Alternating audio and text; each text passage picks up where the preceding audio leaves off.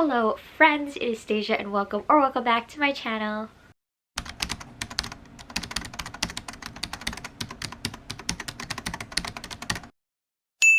So today we have just a fun little book tag video. I haven't done a book tag in a while, so I figure I would do one because I do love the holidays and a book tag.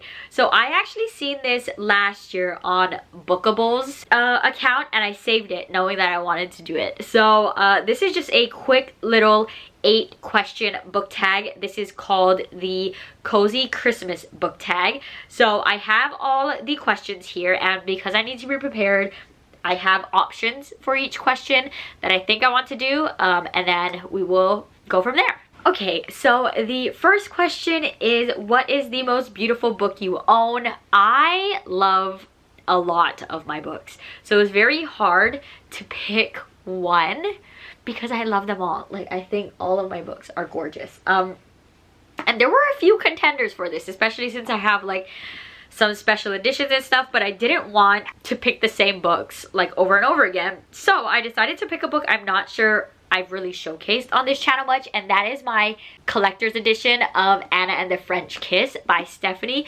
Perkins. This edition is so pretty. Like, first of all, the pink and the gold gives me life. The back is gorgeous, and not only that, there are sprayed edges all around it, as well as a ribbon bookmark.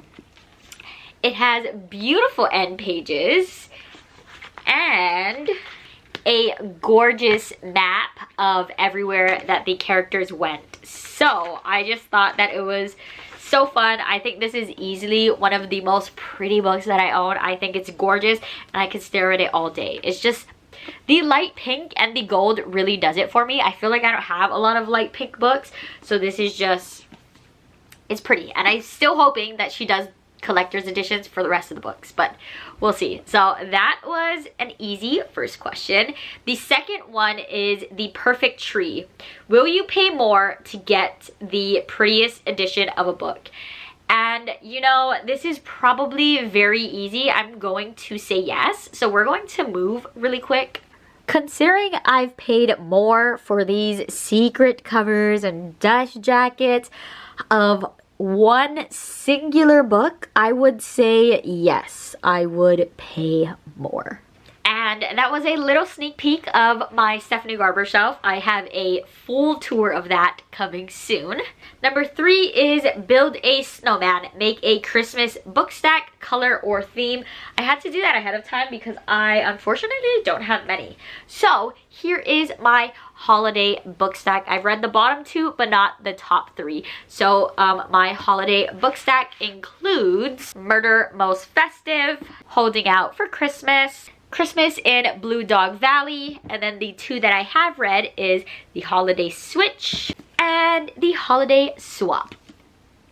So that's my fun little Christmas stack. I need more Christmas books. I know I do. It makes me so sad that I don't have a lot. I love them all so much. Number 4 is Crackling Fire. What book makes you feel warm and cozy? And that is very easily The House in the Cerulean Sea. This is such a feel-good book. If you don't know what this book is about, it follows our main character, Linus Baker. And he is a caseworker for like orphanages. So he has to take a trip here to this orphanage to see if they're in good shape and all of that. And while he's there, he meets the most amazing kids. I literally love this book. It is such a feel-good book, and I do want to reread it at some point. If you are planning or wanting to read this book, I highly recommend the audiobook if you enjoy audiobooks, because the audiobook was so well done. But this book truly is just like a warm hug, and I love it. Number 5 is Knee-High Socks. What is the longest book you've read? Now, I don't actually know. I didn't look at numbers or anything. I'm completely guessing at this, but I think it's Empire of the Vampire. Like, I think this is the it took me literally a whole month to read this book. So this book is a total of 735 pages. And I know people have probably read books bigger than this, but I feel like this is probably one of the biggest books I've read, if not the biggest. When I think of big book, this is the book that immediately comes to mind, and I'm still waiting for book 2. If you don't know what this is Empire of the Vampire by J. Kristoff. Follows our main character Gabriel, who is a silver saint defending like the church against vampires and stuff, but there's a lot that happens and it's a great time. Obviously it's a great time. Look at all of these tabs. This is probably my most tabbed book, but honestly it was truly amazing and I can't wait for book 2.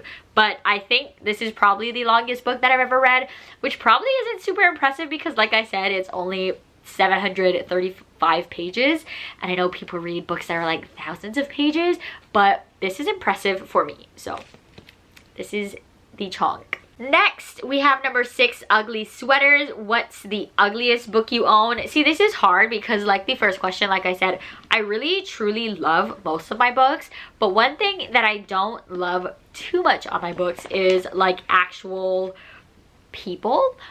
So I tried to see if I had a movie cover. Those are the absolute worst for me and I hate them, so I usually unhaul them. So if I had to have an ugliest book cover, it would probably be Hopeless, only because it has like an actual photo cover and I'm not the biggest fan of that. Nothing against like the book or anything, I actually haven't read it, but nothing against the book or anything, but I just don't prefer this sort of cover. So it's definitely like a personal preference. If there are gonna be people on the cover, I prefer for it to be like illustrated, like these, like, you know, like cool sort of people, not like actual photo people. So that's just an overall preference. So if I had to choose, it would be this, but nothing against the book. I'm sure it's still great. Number 7 is Blizzards, a book set in winter or a book that gives you the chills / has dark themes. And I'm gonna do 2 for 1 because this is set in winter while also a pretty like chilly book, and that is Rock Paper Scissors by Alice Feeney.